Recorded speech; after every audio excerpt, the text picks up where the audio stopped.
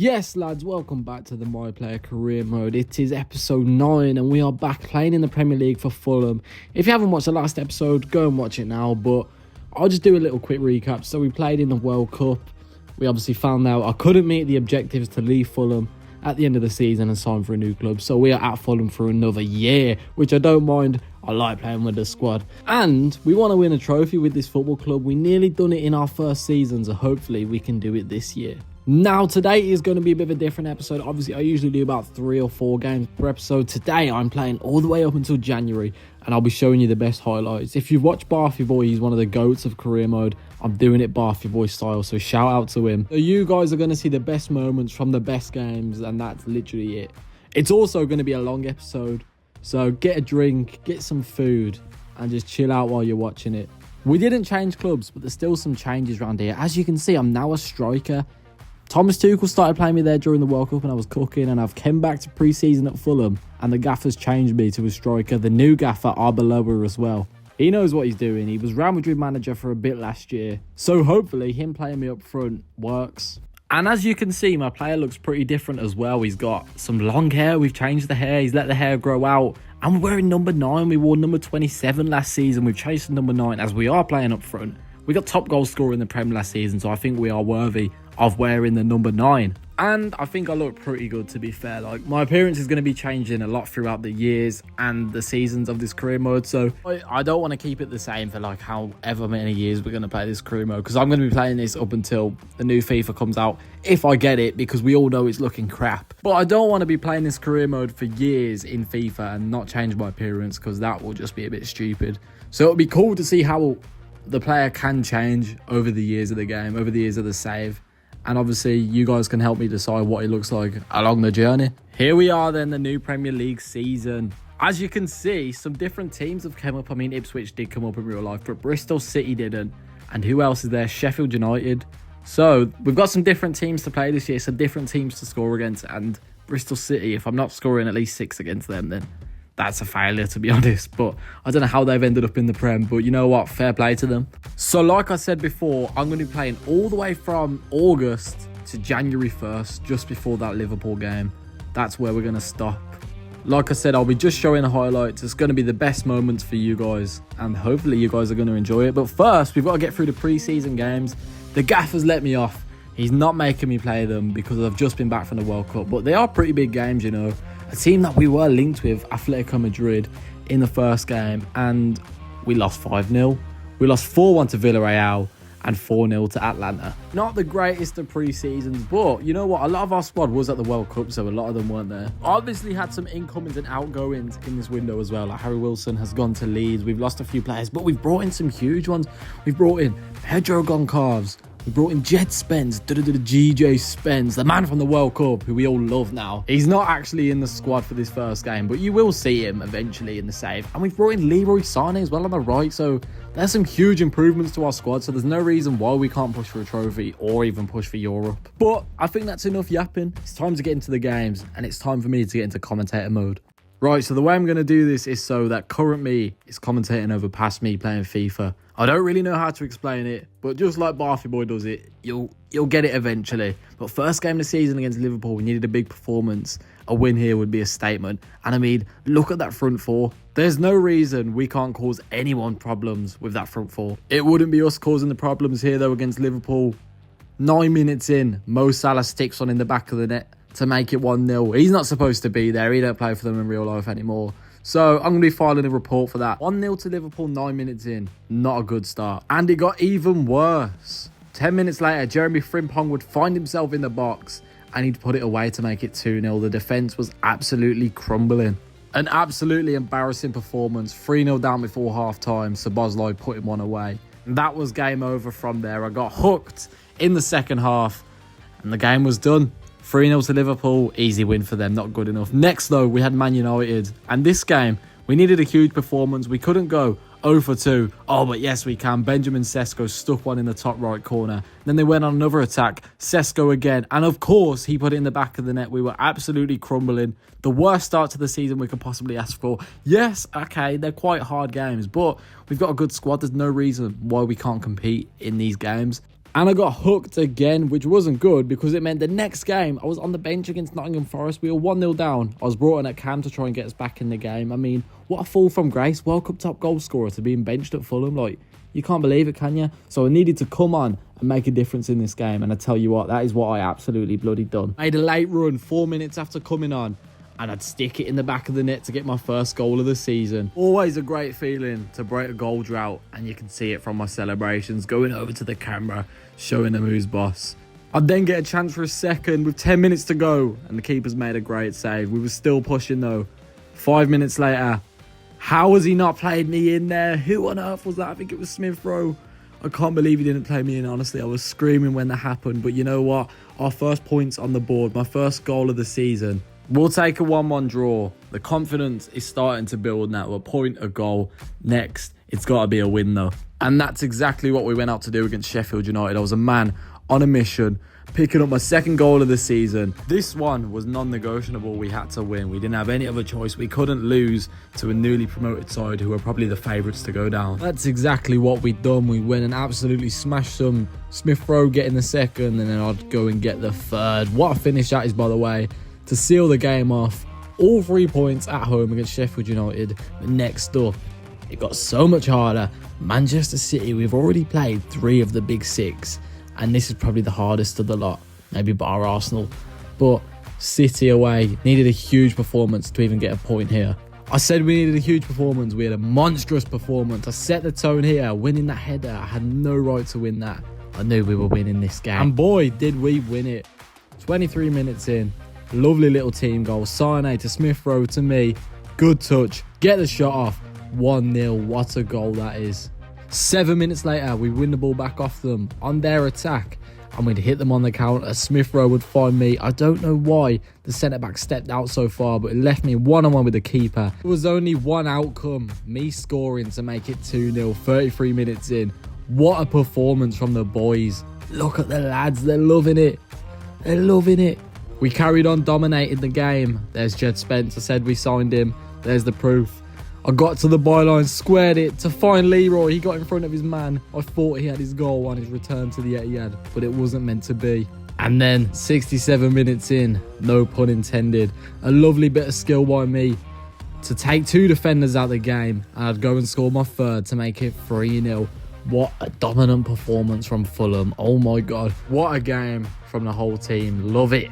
And we weren't done there. We were pushing for more goals. This one should have gone in. I tried to do a Trivella, done a skill shot, but I did eventually go and get my 4th through on goal against Donnarumma. I've stuck it away in added time to make it 4-0.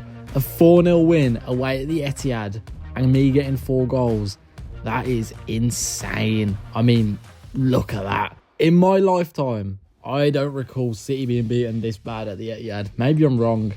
I've only been alive since City have been pretty good. So I've never really seen them get smashed at home, bar the year Leicester won the league when they beat them 3-1. But what a performance that is. We needed to carry that momentum from the City game into our next game away at Brighton at the Amex. And that's exactly what we looked like we were going to do. A few early chances here where the keeper saved. Probably should have stuck them away. But of course, I'd eventually break the deadlock, skipping past a few defenders and sticking it into that far corner. That is like my signature move at the moment. They seem to be all the goals that I'm scoring. But 1-0 to Fulham. Good start to the game. And I thought I was in for a second, dancing through the Brighton players, but the centre-back manages to get a tackle in and they can get it away. I was sure we were going to win this game. But then in the last few minutes, Brighton came at us and they'd get a goal. I don't know who that is who scored, but it's a good finish to make it 1-1. And had a few chances at the end. Somehow, the goalkeeper's pulling off these ridiculous saves, man. How is he saving that? I thought one last chance from the corner. We'd whip it in. It'd land to Santa Burge. It would land to me. I'd shoot. And of course I would score. Obviously I'd score. You lads thought I wasn't going to score from what I was saying, but look at that for a finish. To get all 3 points for Fulham. Absolute limbs. What a goal that is. Smashed it right in. 2-1 to Fulham. Huge win. Next up was Villa at home. The team that we were so close to joining. I was very close to joining. I needed like 12 long shots or something stupid like that to join. And this is the team that we would have joined. And I tell you what, it's not a bad side at all. They've made some big signings. They've obviously got rid of Rodgers, just like real life, and Tielemans. literally just like real life, but then they brought in like Pellegrini, but it's a good squad, you know. And of course, I wanted to show Unai Emery what he was missing out on. Starting off early, giving them warning signs. I've nearly whipped that in the top corner. That would have been insane. Then Villa would get an attack, but we'd managed to clear it. Koulibaly up to me, and look at this. Terrific striker play. I've got it all. Headed down to Pedro Goncalves, and it's a 2v3. Squared it to me, and of course, I put it away to make it 1-0. What a goal. What a counter-attack that is. There was nothing that Emi Martinez could have done. Then, obviously, I'd go and get my second just before half-time. About 10 minutes to go. Lovely little finish. Turn and shoot on my weak foot as well. Lovely stuff. 17th goal of the season so far. I am absolutely cooking. I mean, that is a great finish. Rudiger had no chance. That turn completely done him. What a goal that is. 2-0. Come on, the boys. We then get another counter-attack. With 1 minute to go in the first half, Smith Rowe would play me through. Me up against Pau Torres. The little fake shot would do him, and I'd put it away to make it 3-0. What a lovely goal that is, by the way. That is cheeky. The little fake shot has absolutely done him. Then a cute little finish as well on the right foot to make it 3-0 at half-time. I'm in the form of my life. I've got to be the best striker in the world. Villa would get themselves on the score sheet. Nice bit of play here between Kamara and Watkins. Watkins would put it away. Cheeky little finish that is. 3-1.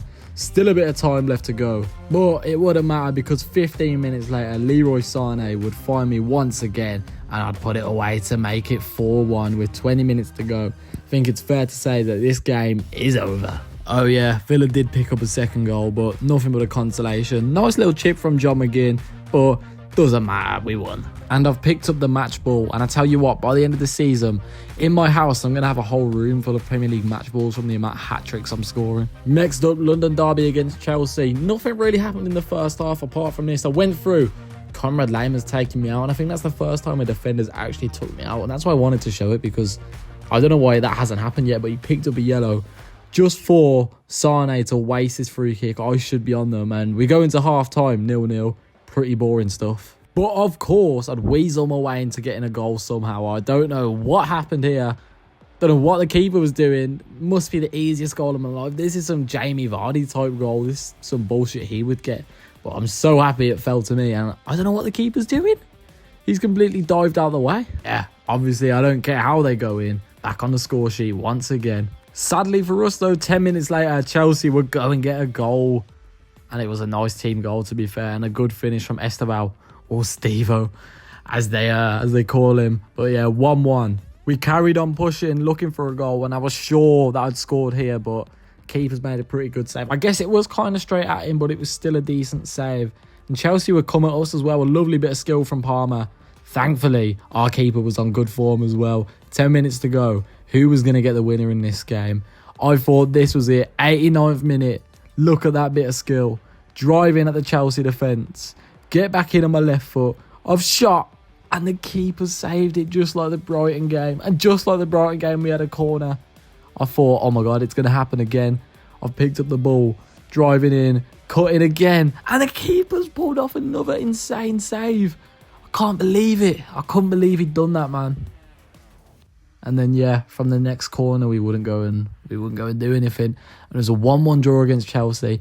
But I don't know how we haven't ended up scoring there in the last few minutes. I couldn't believe it. The keeper's made. You know what? He actually made it big time for his error for the first goal. Or for my goal when he literally just dived over the ball. But wow, there were two insane saves. Next up, another derby. Spurs at home, London derby. And it was going to be a big one. In the snow at Craven Cottage. And you'll see in a minute, my player's grown a beard. We are in winter now in the save. We're in December. And he's that locked in. He hasn't shaved. He's in his winter arc. What do we reckon about the beard? I think he looks a bit like Soldier Boy from The Boys, if you've watched it. And of course, in this game, I was getting on the score sheet again. Spurs are actually 20th in the league in this save. And what a lovely finish that is around the keeper. It looked like I was going to go front post. Disguised it well. And bent it around them to make it 1-0. And I mean, look at that. 22 goals in 16 games is insane. And against 20th in the league Spurs, we were expecting a lot more goals. But that wasn't the case. Spurs played very well. Xavi Simons in particular was amazing. And I mean, look at this play here. He sticks it away to make it 1-1.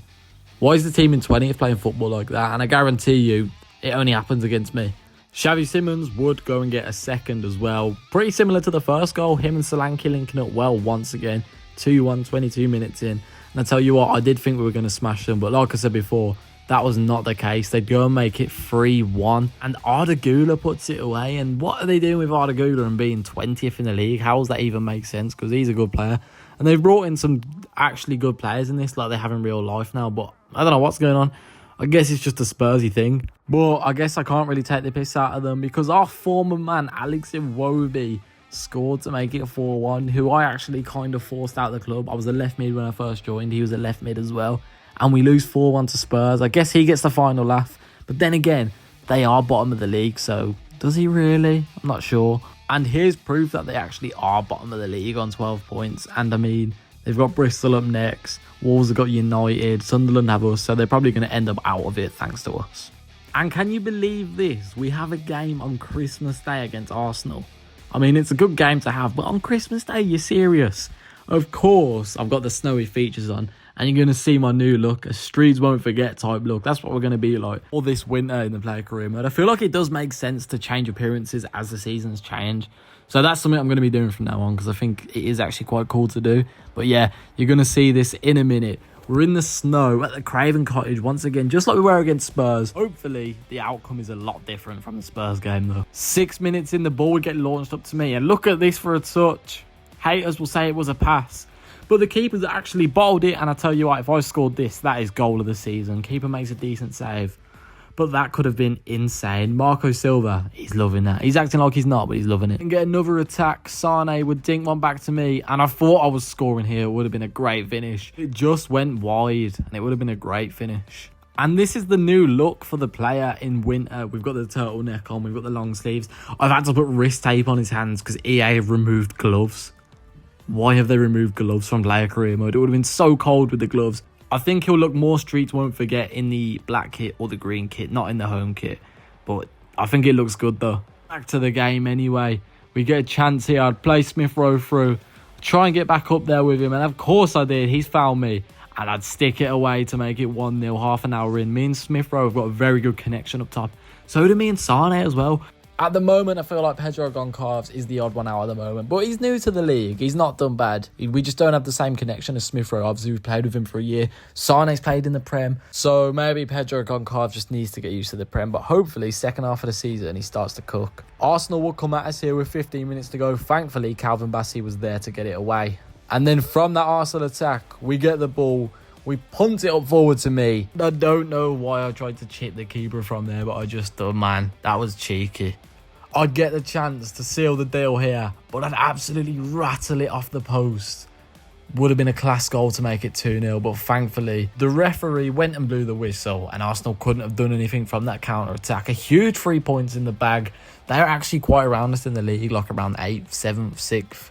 So that is a huge win. I don't know why they're that far down. But great performance, huge win, and there's not many games left of the episode now. Next game, Newcastle away. They've got Bruno as the poster. Oh, lads, if only you knew. If only you knew. He's on his way to Arsenal. I don't think half of this Newcastle team play for them anymore. Because obviously, if you didn't know, I started this save in February. So the squads are not updated. But yeah, I mean, Gordon's there. He don't play for them anymore. But I'm not going to lie. This game is an absolute write-off. I thought I'd scored there, obviously didn't, and then Newcastle went down the other end and Anthony Gordon would stick it away to make it 1-0. Then, not long into the second half, Bruno G would pick the ball outside up on the edge of the box. It would fall to Nick Voltemada, who'd shoot, and he'd stick it in the top corner to make it 2-0 to Newcastle. And really, nothing happened in this game. They just took their chances. We didn't really make any chances. So, yeah, I guess they did deserve to win. And this is actually the last game of the episode, and I got hooked, man. Maybe my guy's just knackered from all the goals he's been scoring. I mean, it's a lot of games in that December. But that was the last game of the highlights. Can you believe it? And we did end up losing 2-0. Obviously, we were going to lose. There was only 10 minutes left. But yeah, halfway through the season, I don't mind it at all. We're sitting in 7th on 28 points. Like, that is so good. We're ahead of Chelsea. Not far off Arsenal and Villa. Newcastle, okay, they're 9 points ahead. We can catch up with them, though. I'm certain of it. I am the league's top goal scorer. 25 goals in 19 games already. I might need to put the difficulty up, but I feel like the games are so boring. It's just AI versus AI, like. not much goes on when the difficulty's at the max, but I might just have to do it. Or if anyone knows any good sliders, let me know in the comments down below. That would be highly appreciated. My boy Emil Smith-Rowe is top assister with 9. Leroy Sané's got 7. I told you, man. We're clicking really well. We're creating a lot of chances and a lot of goals. So it's promising signs, especially going into the second half of the season.